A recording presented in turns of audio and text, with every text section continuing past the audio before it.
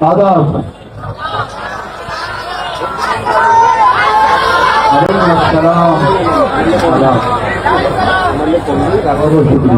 NEET exams के जब papers leak हुए, उन्होंने इस बारे में एतराज़ किया, अपने राइट्स के लिए बात की।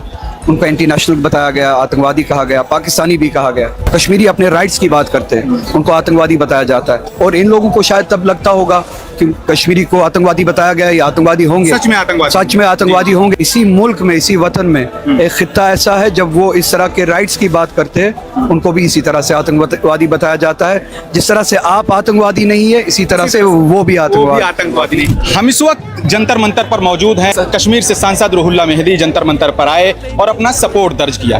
यहाँ उन्होंने एक मुद्दा उठाया कि जिस तरह से कश्मीरी नौजवान अपने मुद्दों की बात करते हैं, अपने हक अधिकार की बात करते हैं, तो उन्हें टेररिस्ट आतंकवाद कहा जाता है। जैसे यहाँ नीट के मुद्दे पर तमाम बच्चों ने अपनी बात की तो सरकार की तरफ से उन्हें देशद्रोही कहा गया। जितना बुरा यहाँ प्रोटेस्ट कर रहे लोगों को लगता है कि हम देशद्रोही नहीं हैं, वैसे कश्मीरी नौजवानों को भी बहुत बुरा लगता है, क्योंकि वो भी देशभक्त हैं। सर, ये मुद्दा आप यहाँ क्यों उठाना आपने अच्छा समझा? क्योंकि आज यहाँ पे उन चीज़ों की बात होती है जो दर्द कश्मीरियों ने भी महसूस किया। आज यहाँ पे वो लोग खड़े हैं जिन्होंने नीट एग्ज़ाम्स के जब पेपर्स लीक हुए, उनने इस बारे में एतराज़ किया, अपने राइट्स के लिए बात की। उनको एंटी नेशनल बताया गया, आतंकवादी कहा गया, पाकिस्तानी भी कहा गया। और फिर पता चला कि कुछ स्टूडेंट्स जिनको पाकिस्तानी कहा गया वो ब्राह्मण फैमिली से आने वाले बच्चे थे। जी।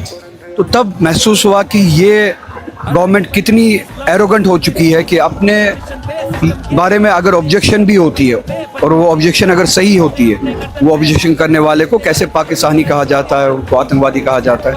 आज शायद ये बेहतरीन मौका है कि जब लोग समझ पाए कि कश्मीरियों के साथ होता क्या है, क्योंकि यही बात है जो कश्मीरियों के साथ होता है। कश्मीरी अपने राइट्स की बात करते हैं, उनको आतंकवादी बताया जाता है।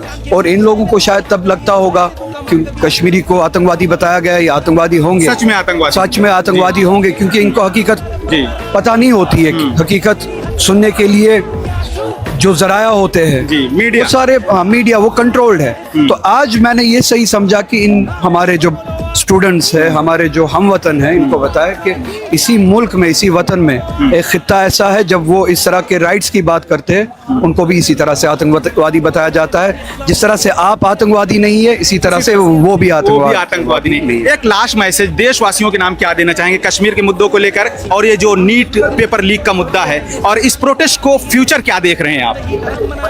पीसफुल प्रोटेस्ट और राइट्स के लिए बात करना ये डेमोक्रेसी में हक है। और उम्मीद है इस प्रोटेस्ट के जरिए वो माहौल बने जहां पर सब लोग अब बात करना शुरू करें, और उसके नतीजे में हमें इस जैसी एरोगेंट गवर्नमेंट से निजात मिले। कश्मीरियों को लेकर जो सोच है उसके लिए कुछ कहना चाहेंगे? अगर आज यहाँ पे जो बैठे हुए लोग जो अपने राइट्स की बात करते हैं, अगर ये आतंकवादी नहीं है, इसी तरह से जम्मू कश्मीर के लोग जो अपने राइट्स के लिए बात करते हैं वो भी आतंकवादी नहीं है। बहुत शुक्रिया बात करने के